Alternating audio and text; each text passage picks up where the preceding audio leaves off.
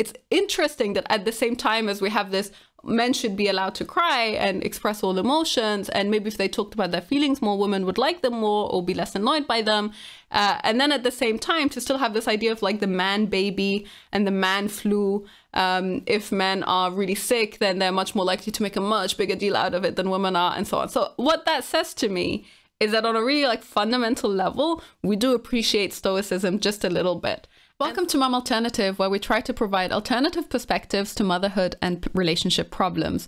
Today is all about selfishness and how damaging it can be. We'll be talking about a wife that's jealous of her husband's 5-year-old sister, a toddler that cries over everything, splitting up the rent as a couple, and a toddler that prefers her mother-in-law over her own mother. Our first one is titled, "Is This Selfish?" Here, lately I've just been so selfish about what my husband does. Like, I don't want to share him, he goes to work and that's fine with me, but anywhere else without me, I won't have it. He and a buddy of his is planning on going to Florida next weekend to pick up something for their ministry, and I just hate that he's even thinking about it. He has a 5-year-old too, who just loves hanging all over him and kissing him, and it makes me so mad. Like, he loves her more than me and the baby. I tell him all the time it bothers me, and he just shrugs it off and argues back that she's only 5 and he's her big brother. It drives me crazy because she doesn't listen to me either, and he sticks up for her. Like, you gotta be softer or respect her more and maybe she'll listen. Like, really, dude? I honestly feel like she just does it to see me get aggravated to the point I am literally fighting back tears. My family lives 4 hours away and his is literally 7 minutes down the road, and I feel like we never even got married. We just moved in together and are always at his parents' house. It feels like everything we do has to concern them, the husband's way, and I get so tired of them. It sounds bad, but I don't even like going and spending time with his grandparents because we were around them so much and I'm over it. So many times I just want to ball up and cry because it's like we never have time together with just us two except when we go to bed at night. Sorry to rant, but I feel also like I have no one to talk to around here. It's like anytime I talk to his mom about anything, she calls my husband and complains about it. She'll tell me one thing and turn around and tell him something completely different. Like today, I told her I really didn't want to continue to work past 30 weeks, and she said, oh yeah, that's fine. Turns around and calls my husband, says she can't quit yet, I need her, and I can't do this by myself, blah, blah, blah. And I haven't gotten paperwork for this new person done yet. There's literally another worker hired already, so she won't be doing it herself. I'm just so done with it right now. I know some of it is hormones and mood swings, but mostly because I'm tired of the same thing every single day and I want changes, but they won't happen. Now, I don't know if it's just me, but like when I read that, did you think that that was maybe written by a 16-year-old? Like, even if it's an 18-year-old, a very, very, very immature 18-year-old, that is exactly how she comes across. And I don't know what it is about it. I think there's part, like some aspect of it is just the way that she expresses herself, all the likes in there, you know, they have a very strong, they're always there at the beginning of a sentence as well, so that they come through pretty strongly. And this part about the sister she's 5 years old. So if he has a 5-year-old sister, he can't possibly be that old, would be my assumption. The idea that he's planning a trip with a friend of his and she's really annoyed at it. She's annoyed at having any interaction with his parents. She seems, as far as I can tell, she seems to be working for his mother. And even then she's still pretty annoyed about how that goes. Like, it's actually, in my opinion, kind of nice that the mother, like her boss, when she told her, I'm thinking about not working anymore after 30 weeks, that she didn't immediately shut her down. She was like, oh, okay. And then because she's stressed out and has a business to worry about, then she went and complained to her son. That actually seems nicer to me than if I, as a pregnant person, had said to my boss, look, I'm not sure I'm going to keep working after 30 weeks pregnant. And my boss was like, what? But I have all these other things that I need to deal with. Like, I would assume that the son is somehow involved in the business, or at least that he's there as someone that she kind of spars with, that she talks to about stuff. I don't think that this is a big deal. I don't think it matters all that much. I get, fundamentally, I guess, if I were to give OP some advice, what I would say is, if you want to spend more time with your husband, and that's the need that you want to have met, then just talk to him about that and try to figure out a way that you can do that together. And that's it. Everything else in terms of jealousy towards the sister, jealousy towards him just having a life, having friends that he wants to spend time with. I think all of that is just resentment that you're kind of projecting onto him because he has connections with people, whereas you don't. So if you're feeling lonely and like you don't have anyone to talk to and you don't have a support system there because your family is really far away, then maybe pick up a hobby, try to make some friends, try to find some, mom groups in the area, whatever ways work for you in terms of connecting with people directly where you are, do those. And then invest a little bit of time in your marriage with your husband. Try and go on dates on a weekly basis. Like whatever it is, honestly, you can just sit down and come up with ideas for the things that you imagine doing that would make you happy. And then just do those. And then all of this resentment that you have towards his family, towards his sister, towards his friends, like maybe you can start slowly breaking that down and moving away from that. Because that's not healthy. It sounds very controlling. It sounds borderline obsessive. I would almost say, like, I think if you go beyond this point where you start actually guilt tripping him and making him feel bad for daring to have friends, or I honestly, I appreciate a lot that he doesn't take it very seriously when you tell him off for being nice to his 5-year-old sister. Like, it's amazing that he has a great relationship with his sister, actually, especially when there's a huge age gap like that. That would say to me that he has a lot of potential in terms of being an amazing father and being able to invest a lot of time with his kids as well. So I think that this is positive. You need to change your mindset a little bit. You need a little bit of distance, and you clearly need more people in your life who give you a bit of a reality check, because this is way, way too much. Now you'll see a lot of the comments thankfully pick up on this as well. The first one says, not allowing your husband to be with other people or making him feel bad for being with friends and family is super controlling and borderline emotionally abusive, especially his little sister. Maybe I'm misunderstanding, but I don't understand the feelings of jealousy about a 5-year-old sister loving on her brother. Having a baby can be so challenging, and it's important that you and your husband have support outside of just each other, as well as outlets. It's necessary and healthy. I'm sorry your family is far away. That must be really tough. I would try to find your own community, maybe a mom's group, church group, card group, or anything that can help you find support outside of just your husband and his family. Pretty much exactly what I said, right? Like, it's a really obvious answer when you read that thread, because it comes through very clearly that she's just lonely. And if you let yourself get into that position, then spend ages dwelling on it, then of course you're going to be annoyed at your husband, who's not quite so lonely because he has other people in his life. Another person here replies, this is a really good response. I would add that you should seek therapy and or medication after the baby is born, because it seems like you'll be really vulnerable to postpartum depression. Wishing you the best.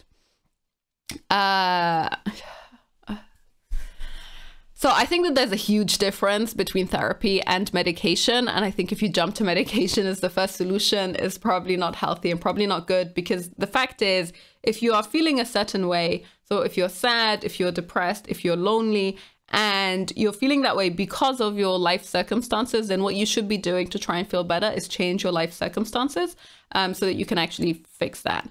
If you're depressed because your life sucks, then you should make your life suck less, and then you're going to be less depressed.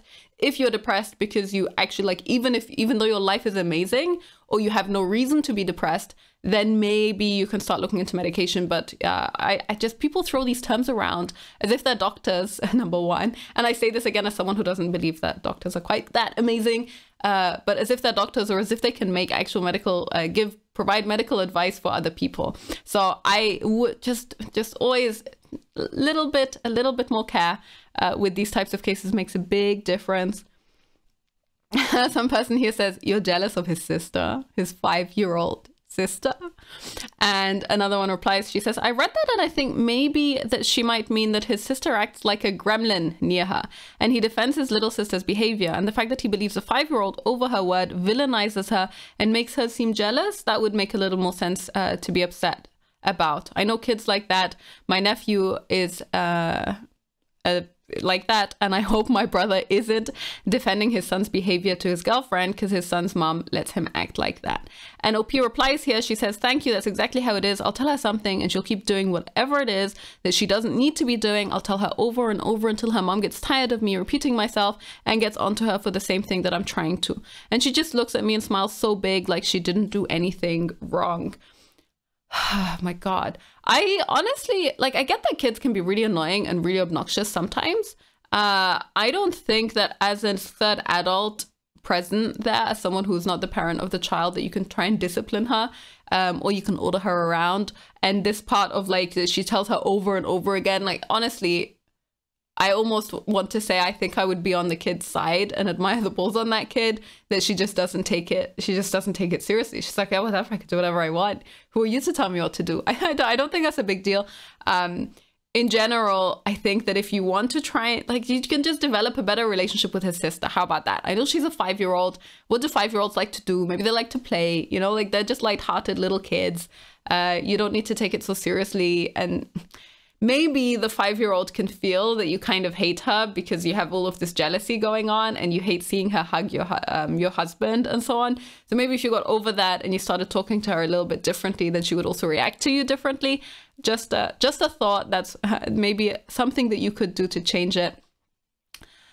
One person here says, I'm going to be the odd one out here and say that you need to get to the bottom of your issues. It has nothing to do with his sister. Maybe think deeper. It's surfacing as baby sister, but it's not the issue. Sounds like your needs aren't met. You have 0 alone time with your husband and you're not having an opportunity to ignite your relationship. Talk to him about it. Basically, I'm feeling in the dumps. It may be depression due to hormonal changes in pregnancy, but I need help.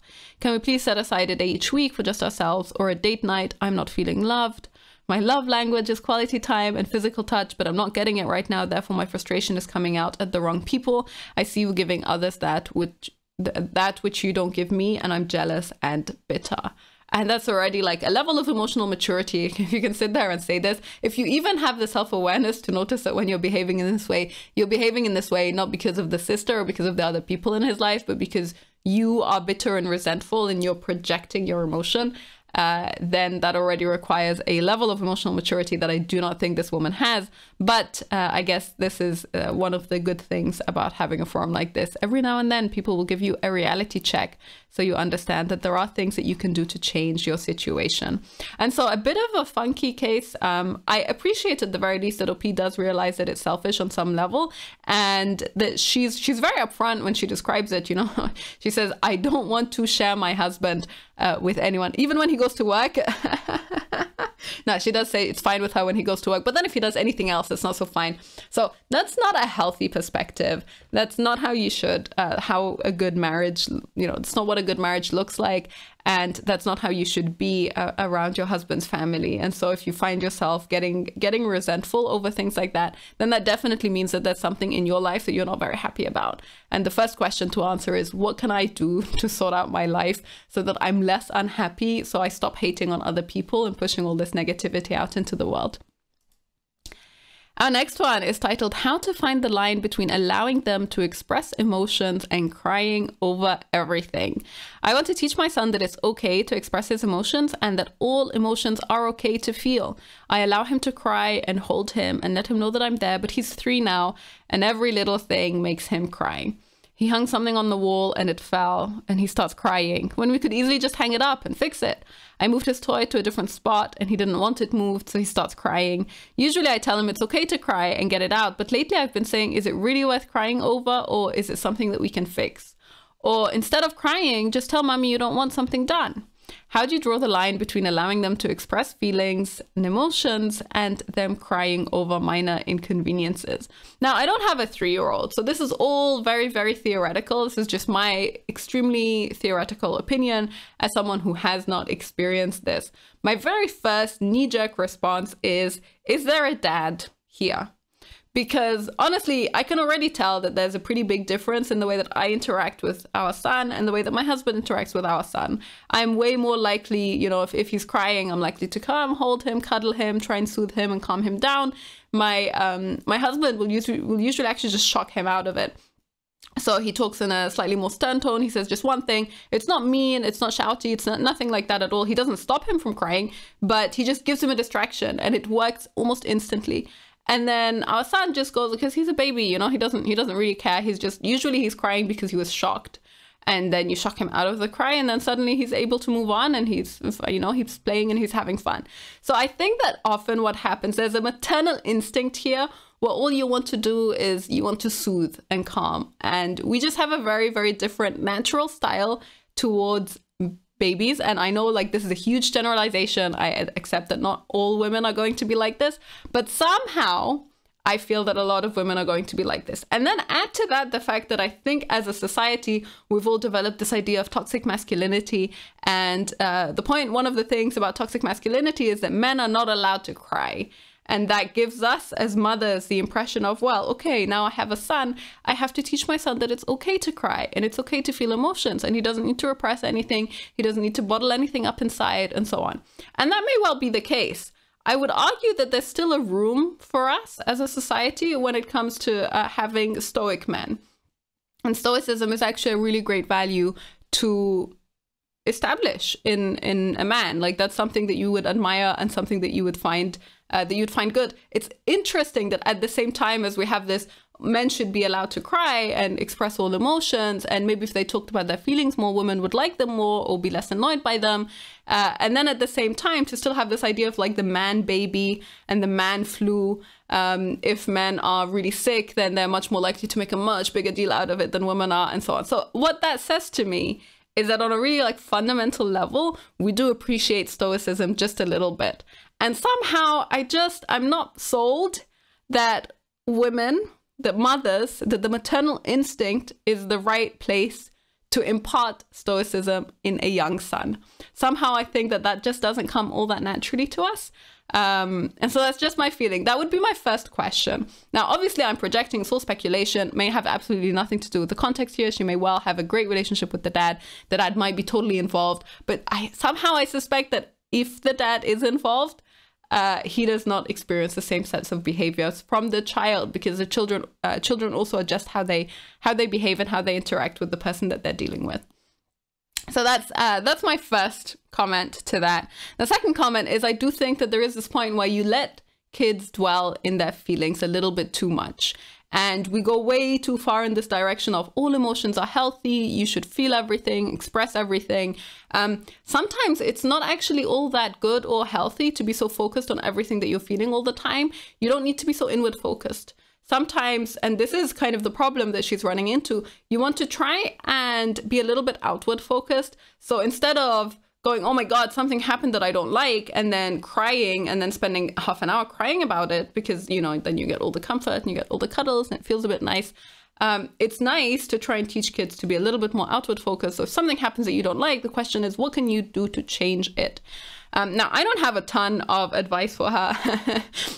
I think if I had a similar problem, I would just observe how my husband interacts with him. And then that's kind of what I would try to emulate, because I'm very sure that my husband just does not have this style. And that's one of the great things about having both parents involved in raising a kid, and having parents of opposite genders as well involved in raising a kid. You really do get a natural difference and a natural balance that comes out, because people have very, very different styles. So I'll read some of the comments where people do have a little bit more experience with this. This person says, I feel like we find that line as mothers as time goes on. When you start to feel like they should be moving on to a different level of rationale and coping skills, it's probably time. My oldest is 13 and I parent fully off instinct and mood now. In the beginning, I would try to remember and follow what all the doctors recommend, but that definitely loosened up as time went on. We know our kids and we know how to guide them through life. If you feel it's time to be a little more rigid to help provide perspective, you're probably right.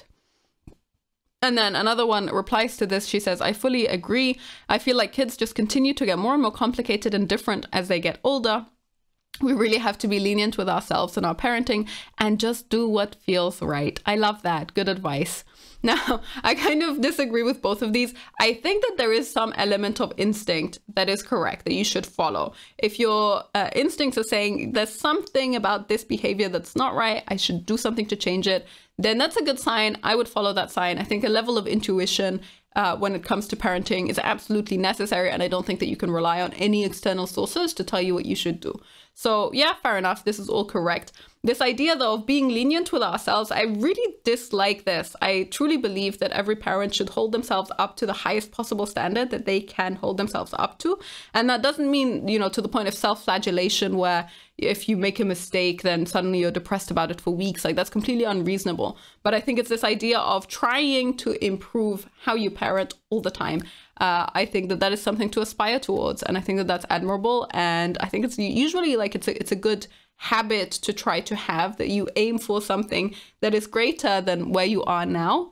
And I don't just do what feels right. So the problem with this is that quite a lot of parenting is instinctive.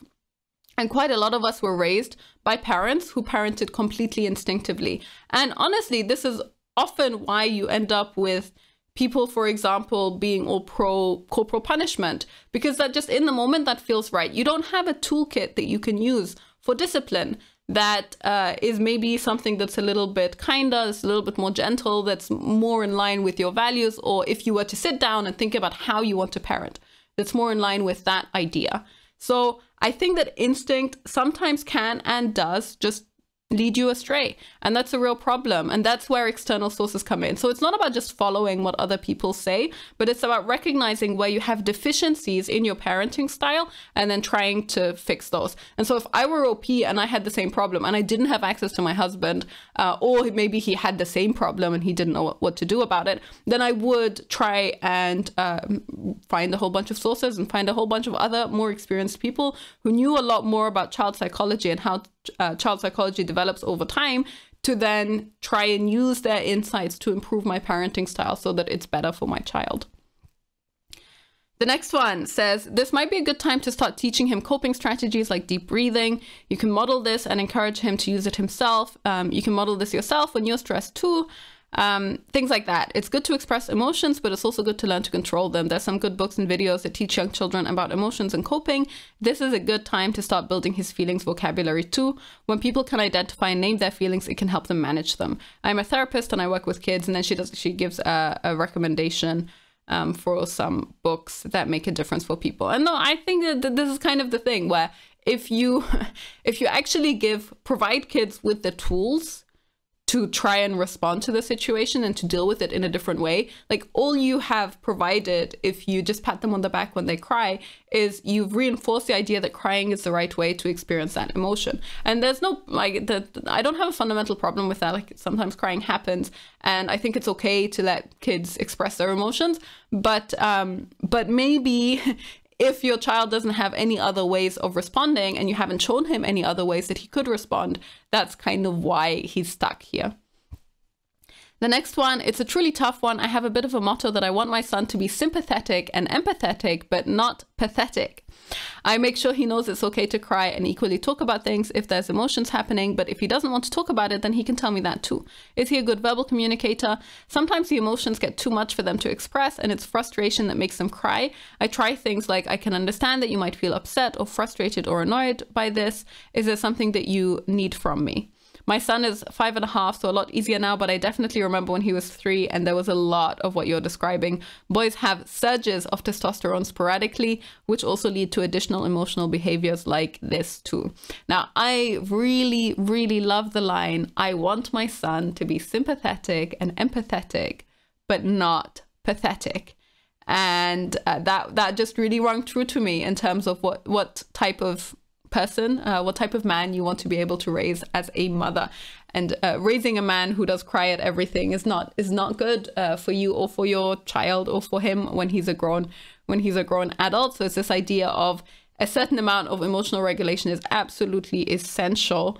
And men do need, like, I don't think that we would consider women to be pathetic. I mean, maybe we would, but I don't think that people would use quite the same words and describe women as pathetic if they were crybabies and cried all the time. I do wonder if you had a 3-year-old girl, like a 3-year-old daughter who cried all the time, would people have the same, like, would a mother have the same response to it? Where she's like, man, she just is getting annoying. I need to teach her other ways of dealing with it. I'm just wondering, like, I think it would be good for emotional regulation to be something that you teach both sexes equally. But yeah, there's a lot that we can do as mothers, and there's a lot that we do as mothers where if you just follow only your maternal instincts, you can do a bit of damage as well. And so it's always good to try and regulate and to try and balance that out with a different style of parenting every now and then. Our next one is, how do you and your partner split the rent? My partner, we aren't married, and I have 2 girls. He wants me to pay half the rent. He makes more than me, and I do all of the housework plus childcare. He is barely home. I don't feel like this is very fair because I'm left without anything. I'm almost done with school, so hopefully my income goes up. How do you and your partners split the rent?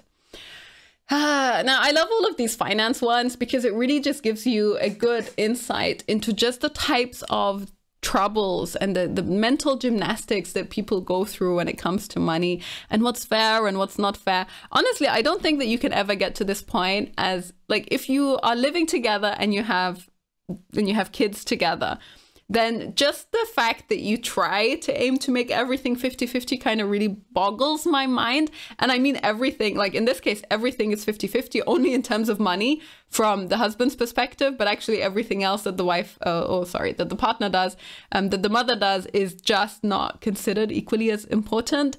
I think this is terrible. I don't know how you can put a monetary value on things like housework, on things like childcare, and try to compare that to what someone else contributes to the house from the money side. I find this whole concept of how you try and split finances in a relationship super interesting, because I think most people come up with wildly different ways of approaching it. And it's great, you know, so long as you can sit down and talk about it and agree on something, then that's fair enough. But what happens is that you end up with questions like this, where it's very, very clear that the dad, in this case, the boyfriend, does not value the work that she does from the childcare housework perspective anywhere near as much as he should, or he wouldn't be asking her to pay half the rent as well. Now, you'll see I'm just going to take a couple of examples. Obviously, my advice to OP would be that you need to, okay, I don't think it's fair. I don't think anyone would think it's fair. You need to figure out a different way of dealing with finances. What works for my marriage might not work for your situation, which is that we consider everything our money, and we don't have this thought of he's paying half and I'm paying half. It's like we're both paying the rent. Everything lands in one bucket, and from that bucket we pay whatever we need to, and that's all the thought that goes into it. So if you are not able to handle it that way because you want to keep everything separated, then, you know, it's your responsibility to come up with stuff. But yeah, no, it's a very good question. How do you value the other things that you do around the house that are not monetary when you're trying to deal with this kind of problem? Now, the first person says, same situation as me. I don't think it's fair at all. I still get annoyed, but I guess it is what it is. Some guys are stingy, I guess. I think that guys are stingy because we've arrived at this point as a society, to be honest. I think that guys have learned to be stingy, especially because we cohabitate for a long time before marriage. And so there isn't this idea of, hey, you're coming together. There's rather this idea of you're both living as roommates in the same house, and then that's all cool and comfortable, and splitting everything is fine. And I do think that this image of men as providers is one that's gotten a lot of negativity. It's not very appreciated and not very admired. And so that's kind of the outcome. The outcome is that some men are stingy because they do not want to provide. Or because they feel like providing is not fair, or because they have bought and really believe in this idea that, you know, women are equally as capable, which they are. Of course, women are equally as capable when it comes to bringing the money in. But the question is it, like, does that make for a good relationship? And if you're always thinking about everything in terms of 50-50, I'm sure there are some women too. We had just the other day a woman who's scared about getting married because she's the one who brings in all the money, and she doesn't want to split her finances with her husband, with her potential husband in this case. So, you know, everyone gets a little bit stingy about money when they feel like they have something to lose. And if you have that mindset in your relationship that you can't trust the other person with the money that you bring in, then it's not a very good relationship. I cannot imagine that it could ever end well. Now, OP has this. The one person says, do you pay for childcare? If so, then that should be deducted from your rent, because that 100% would not be fair. Otherwise, 50-50 for rent is what we used to do, but we used to split everything, even groceries. And this also like completely boggles my mind. There was another thread that we read where they split not only rent, groceries, and so on, everything 50-50, but they also split all the child stuff. So everything in terms of diapers, bottles, clothes for the baby, and so on. They split truly everything 50-50. And I just cannot imagine how much time and energy in a day you waste by doing it this way. Like, it just seems so utterly exhausting. Obviously, it didn't take into account how much each person was earning. So it was like both were paying the same amount irrespective of how much they're earning, which seems to me like you are just damaging your long-term prospects as a family when it comes to building wealth and being able to have a really good handle on your finances. So you also can't really afford to live at a higher living standard, even if one partner could, in theory, afford a much higher living standard, because you're paying the same into everything. And so the other person's living standard is the one that you kind of have to live by. It just seems terrible. It just seems very unfortunate. Now, OP replies to this. She says, right now I'm taking a break from school because I am beyond overwhelmed. I'm a couple of classes away from graduating, but lack support. Today is the third night in a row that he's gone all day long. By all day, I mean literally after the children go to sleep and myself. Sometimes, supposedly he is working, but I don't see that money. We are always broke. And so maybe actually her boyfriend has such a big problem with paying because he is struggling to bring in money. And that's where this issue comes from. But these are the questions, or the things that you would only really, the problems that you would only really notice if you properly sit down together. You look at your expenses, you look at your income, you decide, you budget, you figure out exactly how much is reasonable to be spending out every month. These are decisions that you have to make as a couple. And if you're treating everything as though it's separate and each person has to think by themselves, oh, okay, I need to pay $1,000 for rent this month, and the other person says, I need to pay $1,000 for rent this month, this is just not, like, it's just not, it makes no sense. It makes no sense to me. I don't understand how people manage it. Then people have a whole bunch of suggestions about how she could do it. Maybe he can pay the full rent and you pay the utilities. There's one person here that goes into a ton of detail. They also split everything 50-50. She says the husband makes more than her, but he puts his extra money in savings so that they can buy a house. And then she says, I do probably 80% of the housework and 70% of the childcare. You could calculate what childcare would cost and deduct half of that amount from your rent contribution, saying, if I didn't provide free childcare, this is what it would cost. So I think you should contribute this amount extra towards our monthly expenses, as this is the work that I'm not getting paid for. And the underlying assumption is that you should be paid for looking after your own child from a childcare perspective. Like, it just... And then this one is even more hilarious. She says, I would recommend you calculate your total bills, then your total income to find out what percentage is bills versus income. Then you each put towards the same percentage of your income towards the bills. So basically that each person pays, for example, 50%, 60%, 70% of their income. And then it's adjusted based on what they're earning. So it doesn't matter. My God, the headaches that people invent for themselves. I know that this is a personal thing. Everyone has their own way of how they deal with finances, and I'm not knocking anyone who chooses to do whatever works for them. I just truly, from my perspective, find it ridiculous and exhausting and fundamentally selfish. Like, to have this mindset about your finances, you have to always go in thinking, this is mine, this is mine, this is mine. And I do not want to share, even if I am sharing with my husband or with my wife, who I've decided to spend the rest of my life with, or with my partner who I've been living with for the last 10 years.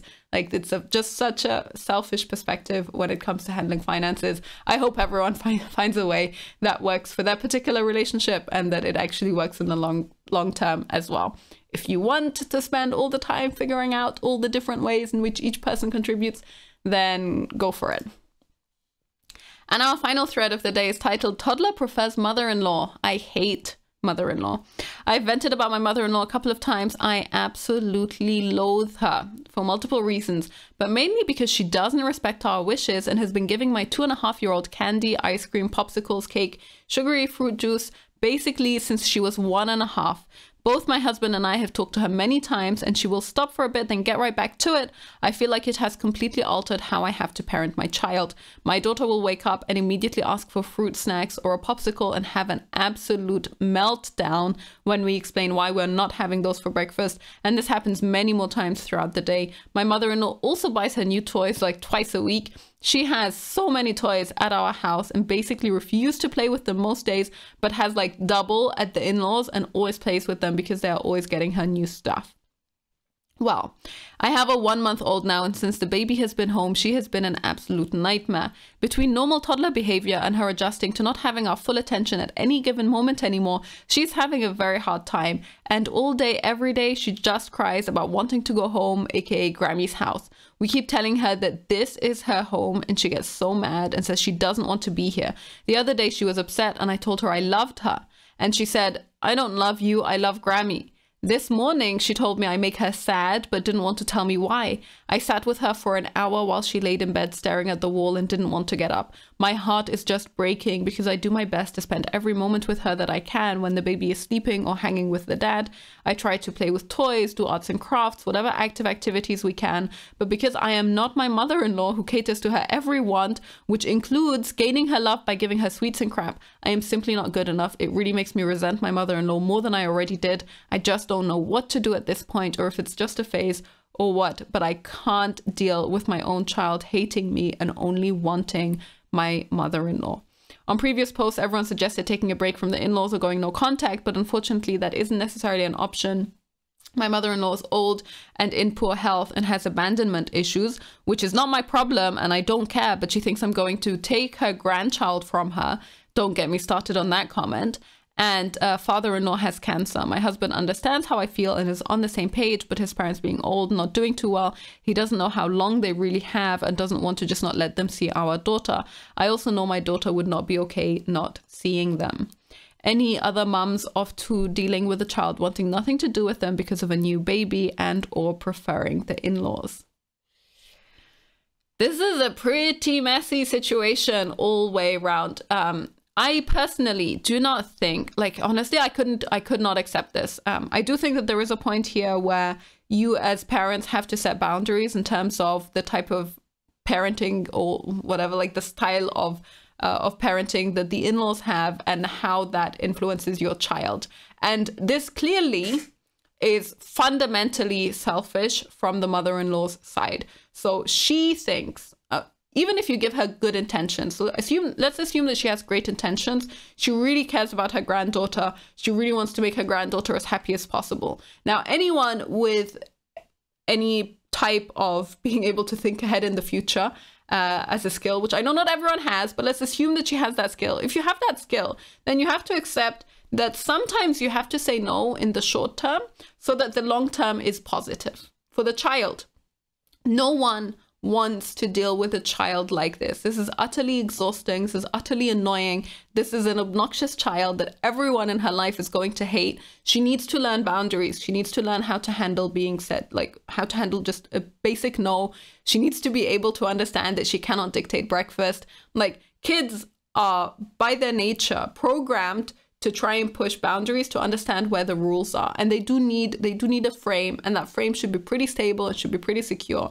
And the mother-in-law and the father-in-law, for whatever, to whatever extent, both are going against that, and they're not providing that sense of security and structure that the child needs, and that is resulting in some pretty severe problems.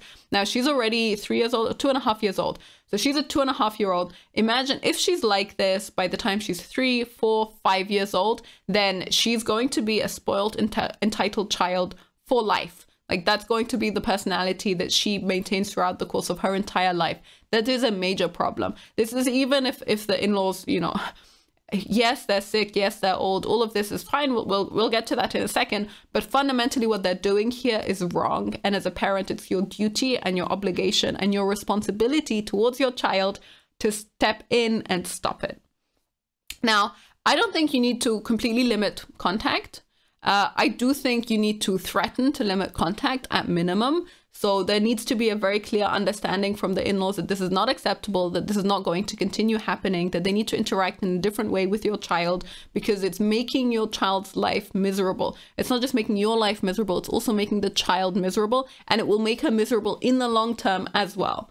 So there needs to be some serious boundaries there. And then actually I would not be leaving her unsupervised with them at all. So I would find a way to bring them over to like my house if they want to see her. And then there I can control what's available and what's not. If they bring sweets into the house, I can just take them and throw them out.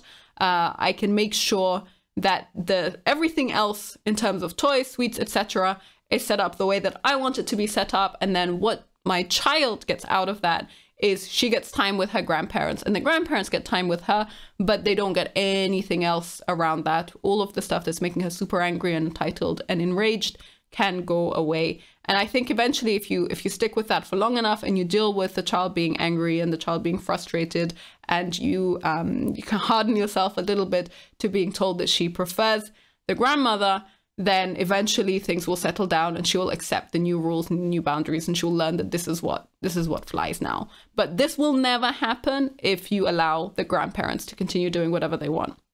So that's the way that I would deal with it. I think this also kind of avoids this whole argument of going no contact, limiting contact completely, punishing the grandparents because they're old and sickly and you don't want to punish them. You don't want to make things hard for them.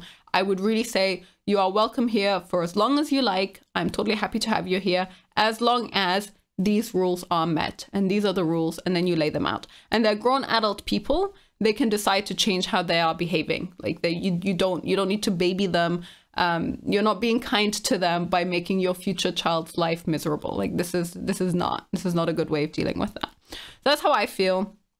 Some people here, some good examples actually from other people. So this person says, so this isn't a mother-in-law, father-in-law comparison, but I do have experience in this realm, and so do millions of others. Co-parenting. My ex was Disneyland dad. The definition really. My son grew up learning my house, my rules, dad's house, dad's rules. Thankfully, it only took about 5 years for his dad to become a normal dad, but it worked out. It was difficult for the kid to figure it out, but it took maybe a year, if that. Then the issue was gone because I kept reiterating. This can happen with any kiddo who is struggling. I'd recommend not only hanging with the toddler when the baby is asleep or with the dad. It kind of says that the baby is priority and that the other kiddo is second best. Do you baby wear? You can do activities with the toddler while baby wearing. Do you have the toddler participate with the baby, help with diaper changes, picking out outfits, etc.? When the baby is with the husband, do you leave the house with the kid? If not, go to the zoo, children's museum, grab a treat together, and so on.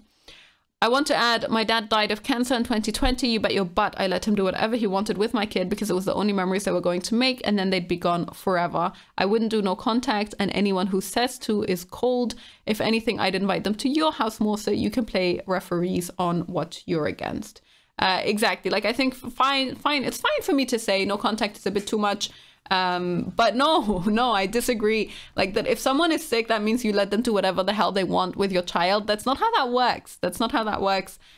Your child is the person that you have the most, like, the largest duty towards. You are most responsible for your child. You are not responsible for your dad, for your grandparents. You're not responsible for making everyone else happy to the same extent that you're responsible for ensuring that your child can grow up and be a good adult and behave in the way that you expect them to behave. Just be socialized, you know, and that's just fundamentally important. That's the thing that I would put above all else. If I felt like anyone in my life, even if their circumstances were really bad, even if they were really rough, even if they didn't intend it and they had good intentions, if I felt like any of them fundamentally were doing something that was harmful to my child in the short or long term, then I see it as just your responsibility as a parent to say, this is not going to fly. I'm not going to allow this to continue. Now you'll see a lot of people still say at least low contact, if not completely no contact.